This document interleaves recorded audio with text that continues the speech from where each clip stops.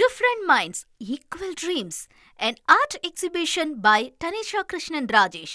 Join us in Coimbatore. மகளிரை தொழில் முனைவோராக்க புதிதாக சிங்கப்பெண்கள் கடன் திட்டம் என்ற ஒரு திட்டம் அறிவிக்கப்பட்டிருக்கு. 7015 கோடி ரூபாய் மதிப்பீட்டில் இது செயல்படுத்தப்படும்னு அமைச்சர் காந்திராஜ் அறிவிச்சிருக்காரு. இது மட்டும் இல்லாமல் விவசாயிகளுக்கு 5000 கோடி ரூபாய் மதிப்பில் ஊரக தொழில் கடன் 9% வட்டி விகிதத்தில் வழங்கப்படும்னு அமைச்சர் தெரிவிச்சிருக்காரு. அதே போல் அடுத்த கட்டமாக நெல் கொள்முதல் விவகாரம் தொடர்பாக சட்டப்பேரவையில் காரசார விவாதம் நடைபெற்றது. முந்தைய ஆட்சி காலத்தில் மூட்டைக்கு 40 ரூபா லஞ்சம் பெற்றதாக அமைச்சர் வெங்கட்ராமன் பேசியதற்கு எதிர்க்கட்சி உறுப்பினர்கள்லாம் எதிர்ப்பு தெரிவித்து அமளியில் ஈடுபட்டாங்க. அந்த காட்சிகளை தான் நாம் இப்போ பார்க்குறோம். முந்தைய ஆட்சி காலங்களில் நேரடி நெல் கொள்முதல் நிலையங்கள் மூட்டைக்கு 40 ரூபாய், 50 ரூபாய், 60 ரூபாய் லஞ்சமாக பெறுவது நடைமுறையாக இருந்து வந்தது. இவ்வரசு அமைந்த பின்னர் அதை களைவதற்காக பல்வேறு நடவடிக்கை மேற்கொள்ளப்பட்டு வருகிறது. கடலூர் குறிஞ்சிப்பாலை வட்டம் மறுவாய் கிராமத்தில் இயங்கி வரும் நேரடி நெல் கொள்முதல் நிலையத்திற்கு நான் நேரில் சென்று ஆய்வு மேற்கொண்ட போது விவசாயிகளிடமிருந்து மூட்டைக்கு 50 ரூபாய் வீதம் கொஞ்சம் இருங்க, நீங்க மட்டும் பேச யாரா ஒருத்தர். இந்த நிலையில் வரம்பு மீறி நாங்கள் பேசலை, நெல் கொள்முதல் தொடர்பான குற்றச்சாட்டுகள் இருந்தது உண்மைதான்னு ஒரு விளக்கத்தை அமைச்சர் ஆதவ அர்ஜுனா தெரிவித்தார்.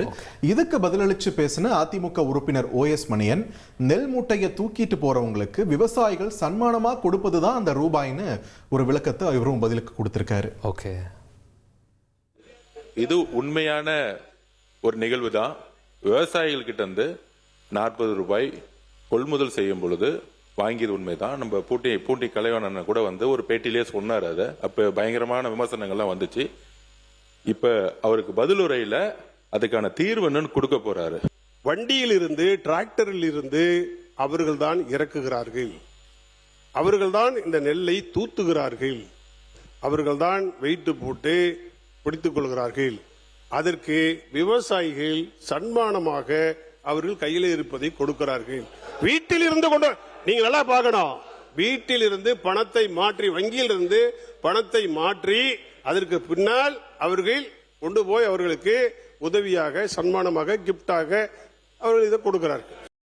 OS மணியன் அவர்கள் சொன்னதே வந்து சமீபத்தில் ஒரு நண்பர் ஒருத்தரும் எனக்கு சொன்னார், இந்த மாதிரி தூக்கிட்டு வர்றவங்களுக்கு நம்ம காசு தர வேண்டியது இருக்கும், அதுக்காக தான் தராங்க அப்படின்ட்டு. ஆனால் அதுலேயும் ஒரு ட்விஸ்ட் இருக்கு, அந்த 40 ரூபாயும் அவங்க கைக்கு தான் போதா அப்படின்ற ஒரு இக்கனாவும் அங்கே வைக்கப்படுது.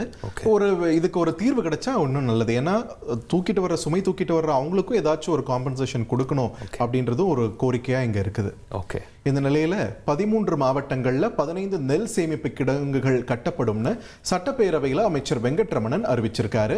சேமிப்பு கிடங்கு வளாகத்தில் CCTV கேமராக்கள் பொருத்தப்படும்னு தெரிவிச்சிருக்காரு. அடுத்ததாக அப்படியே நம்ம இந்த அசம்பிளி நியூஸ்லேருந்து இந்த பட்டாசு ஆலைகள் தொடர்பான செய்திகளுக்கு போலாங்க பார்த்திபன். பட்டாசு ஆலையில் ஆய்வு என்கிற பெயரில் அதிகாரிகள் ஏற்படுத்தும் இடையூறுகளால் தொழிலாளர்களின் வாழ்வாதாரம் பாதிக்கப்படுவதாக சட்டப்பேரவையிலேயே தங்கம் தென்னரசு குற்றம் சாட்டினார். பட்டாசு ஆலைகளில் ஆய்வுகள் முடிந்த பின்னரும் எதிர்க்கட்சியினர் போராட்டம் நடத்தி மக்களை குழப்புவதாக அமைச்சர் கீர்த்தனா இதற்கு பதிலளித்தார். உண்மையிலே சட்டமன்றம்னா இப்படிதான் இருக்கணும் அப்படின்னு நமக்கு ஒரு கிளாரிட்டி இருக்கும் இல்லையா, அது மாதிரி தான் இந்த கான்வர்சேஷனும் இருந்தது. ரொம்பவே தெளிவான கேள்வி, அதுக்கு அவங்க பதில் கொடுக்குறாங்க, அதுக்கு அவரும் பதில் சொல்றாரு. ஸோ பார்க்கறதுக்கும் ஒரு இன்ஃபர்மேட்டிவான ஒரு சட்டப்பேரவை நிகழ்வாக அது இருந்தது. அந்த காட்சிகளையும் நம்ம பார்த்துடலாம்.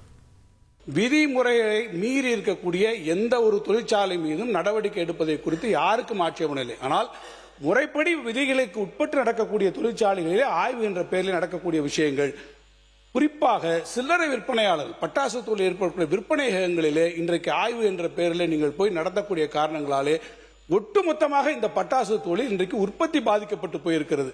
ஜனநாயகத்தில் எல்லாரும் ஆர்ப்பாட்டம் பண்ணலாம், போராட்டம் நடத்தலாம். ஆனா அதை நம்ம சால்வ் பண்ணக்கப்புறம் போய் கண்டன ஆர்ப்பாட்டம் நடத்துறது தான் என்னோட கேள்வியாகவே இருக்கு.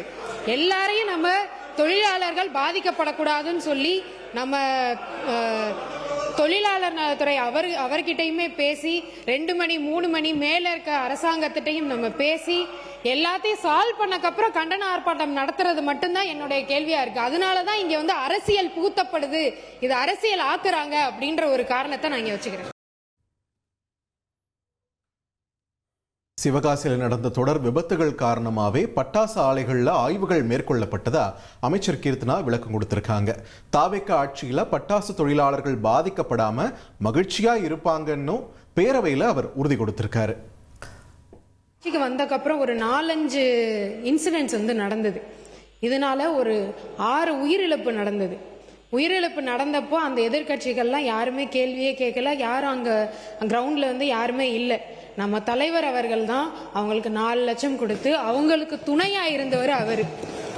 ஆனால் அதுக்கப்புறமும் அதை சரி பண்ணுறதுக்காக விதிமீறலோட ஏதாவது இருக்கான்னு கண்டுபிடிக்கிறதுக்கு ஒரு 177 இடத்துல நம்ம ஆய்வு பண்ணோம். ஆய்வு பண்ணி இதை சரி பண்ணிக்கோங்கப்பா அப்படின்னு சொன்ன உடனே அந்த ஆய்வை சரி எல்லாத்தையும் சரி பண்ணிட்டோன்னு ஆய்வை நிறுத்திட்டாங்க. சட்டமன்ற எம்எல்ஏக்களுக்கு கார் தருவோம் அப்படின்னு சொல்லி முதலமைச்சர் விஜய் அறிவிச்சிருந்தார்கள் பார்த்திபன். அதனுடைய தொடக்கமாக சட்டப்பேரவை வளாகத்துக்குள்ள 6 கார்கள் கொண்டு வரப்பட்டது. ஒவ்வொன்றும் ஒவ்வொரு மாடல். ஆனால் இந்த 6ல் ஒரு மாடலை தேர்வு பண்ணி எம்எல்ஏக்களுக்கு கொடுப்போம் அப்படிங்கிற ஒரு தகவல் ஒன்று வெளியாயிருக்கு. ரைட். ஒரு பக்கம் எம்எல்ஏக்கள்லாம் பயங்கர குஷி ஆயிட்டாங்க, புதுசாக கார் வரப்போகுது அப்படின்னு எல்லாம். ஆனால் இன்னொரு பக்கம் விமர்சனங்களும் இதுக்கு வராமல் கிடையாது. அந்த வகையில் சட்டப்பேரவை உறுப்பினர்களுக்கு இலவச கார் அறிவிப்புக்கு நாம் தமிழர் கட்சியின் தலைவர் சீமான் கடுமையான எதிர்ப்பு பதிவு செஞ்சிருக்காரு. ஏற்கனவே சொந்தமாக கார் வச்சிருக்கிற சட்டமன்ற உறுப்பினர்களுக்கு மக்கள் வரி பணத்தில் கார் வழங்குறது ஊதாரித்தனம்னு அவர் சாடியிருக்காரு. ஓகே. இதில் என்னென்ன சலீம், இந்த கார் சம்பந்தமான கோரிக்கையை வச்ச எம்எல்ஏ இருக்காரு இல்லைங்களா, அவருடைய அஃபிடவிட்டை எடுத்து அவருக்கு ஏற்கனவே சொந்தமாக கார் இருக்கு பாருங்க, பேங்க்ல உள்ள அக்கௌண்ட்ல பணம் இருக்கு பாருங்கன்னு சொல்லிட்டுலாம் நெட்டிசன்ஸும் வறுத்தெடுக்க ஆரம்பிச்சிட்டாங்க. அதுக்கப்புறம் என்ன சொன்னார்னா, அது உள்ளூர்ல கார் இருக்குது, ஆனால் இங்கே சென்னை வரைக்கும் நான் வந்துட்டு போனோம் இல்லை, அது ரொம்ப சங்கடமா இருக்குது, அசௌகரியமா இருக்கு, இங்கே ஆட்டோ யூஸ் பண்ண வேண்டியதா இருக்கு அப்படின்னு அதுக்கும் ஒரு விளக்கத்தை கொடுத்துருக்காரு. பட் ஸ்டில் நிறைய பேர் சமூக ஊடகங்களில் கார் வாங்கி கண்டிப்பாக தந்தே ஆகணுமா, இவ்வளவு செலவு இப்போ பண்ணணுமா அப்படின்ற ஒரு கேள்வியும் எழுப்பியிருக்காங்க. அதை சார்ந்துதான் சீமான் அவர்களும் இப்போ விமர்சனத்தை முன் வச்சிருக்காங்க. Different Minds, Equal Dreams, an art exhibition by Tanisha Krishnan Rajesh. Join us in Coimbatore.